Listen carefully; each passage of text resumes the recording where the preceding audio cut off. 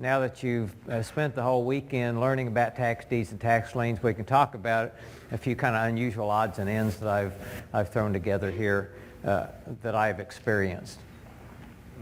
I discovered in the home county that I live in Georgia, or I live in when I'm not roaming the woods of the western U.S., that they don't, not in addition to having the regular tax sales, they have tax sales for unpaid garbage bills. The garbage bill is a separate bill from your tax bill, but the county can still levy and sell your property for it. And so this is a property that came up. It was on the list last year. Would you like to start your own church? You got it working now? Yep. Okay. All right, so Linda got this thing rolling again. This $500,000 house was in there for less than $1,500 worth of back garbage bills. Can you imagine that? Wow. Would you like to own that house, have a tax deed on it for $1,500? Okay, well, those first two properties, the owners of those buildings came in and paid their garbage bills, and they didn't go to the auction. However, look at this fourplex here. I bought that one. I bought the tax deed on it for $3,245 in garbage bills. So I got a tax deed on a fourplex. And that's been more than a year. I have not started foreclosing on it. And I finally got a phone call from the bank. And one thing that happens among banks is that they bundle and buy and sell all their interest and mortgage so quickly that it's really hard to track them down. And sometimes it takes them several months to record those transactions in the courthouse.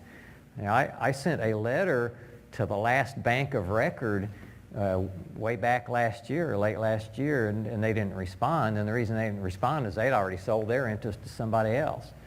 But finally, someone called me a few weeks ago, and supposedly they're getting their money ready to send me. But by now, they're having to pay a 30% penalty. So simply by me going to the courthouse after driving around and looking at a few of these properties and raising my hand, and that property sold for opening bid. I was surprised at that because there's a few vultures and sharks around the courthouse there in Macon, and the guy was standing right there, and he decided he was not interested in this particular property.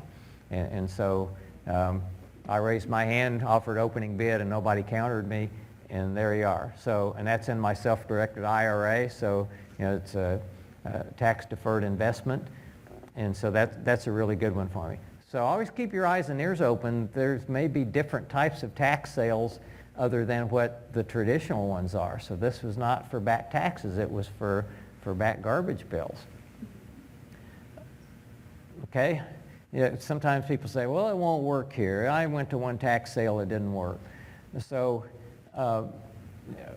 remember the mock auction. Not everybody's there for the same reason. Be persistent. Keep going back. If it doesn't, if you try a certain county a couple times and you're not successful, go to a different county. Spend a lot of time online looking at lists, see what's out there. Find the counties that have relatively large lists relative to the population of the county. If you happen to be at a county where there's 100 properties and only 20 bidders, well, your odds are really good. If there's 100 bidders and 20 properties, your odds aren't as good. So look at all the possibilities for playing the odds in your favor. Find your niche. That's what I've done. Okay. Now the rewards of persistence, after you do this long enough, at some point in time, you will be in the right place at the right time. I was talking about mathematics and statistics earlier. It just becomes mathematically likely at some point you'll be at the right place at the right time with money in your back pocket that you can spend.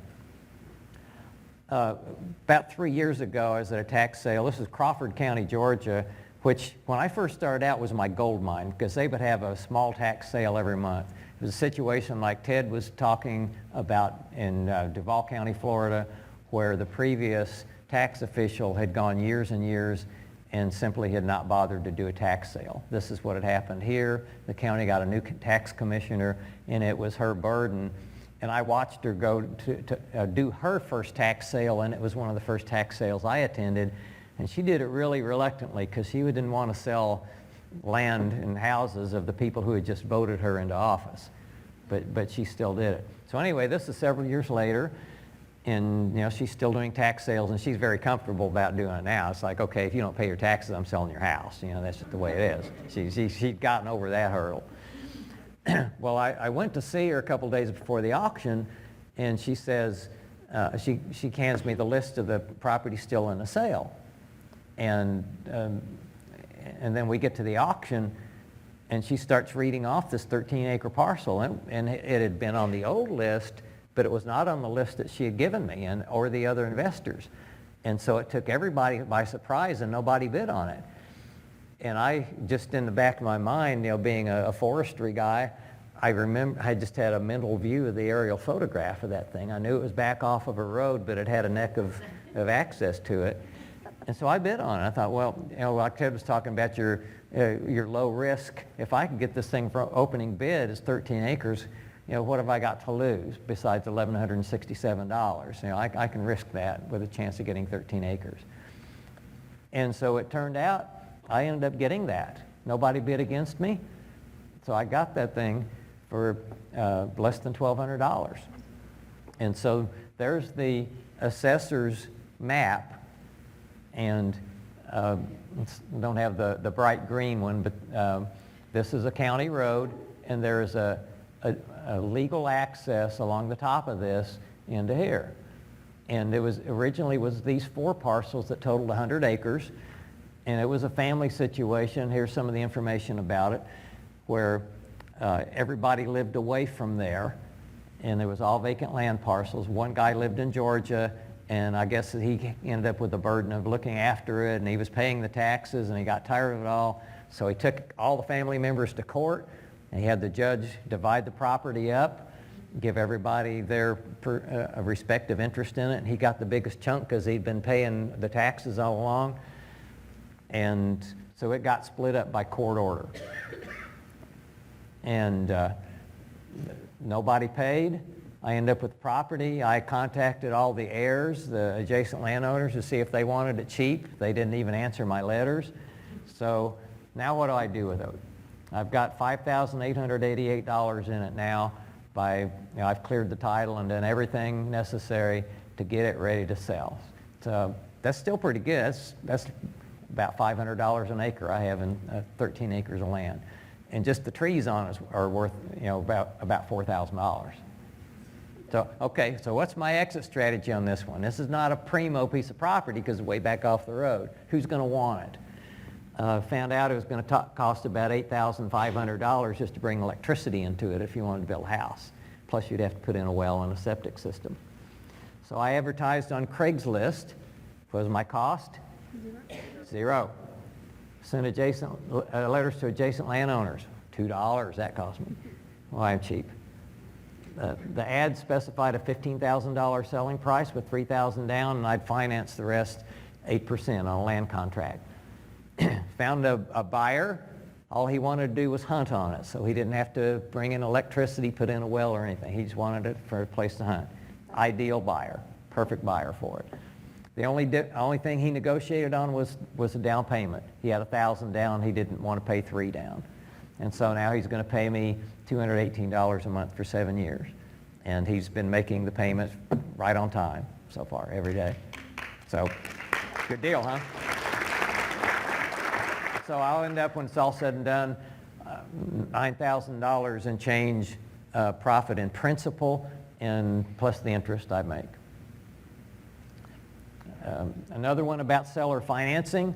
Bought 2 lake lots, and this is one where I'd actually bought the tax deeds from another investor. It was two women who invest mostly in houses.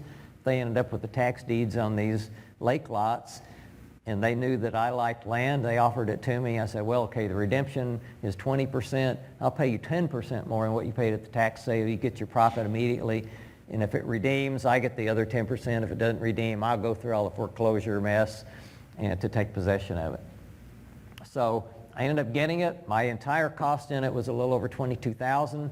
Ended up selling them for $60,000 with 10% down. So I'm financing the $54,000 at 8%. And people say, well, shouldn't you're acting as a bank, shouldn't you be charging more for seller financing?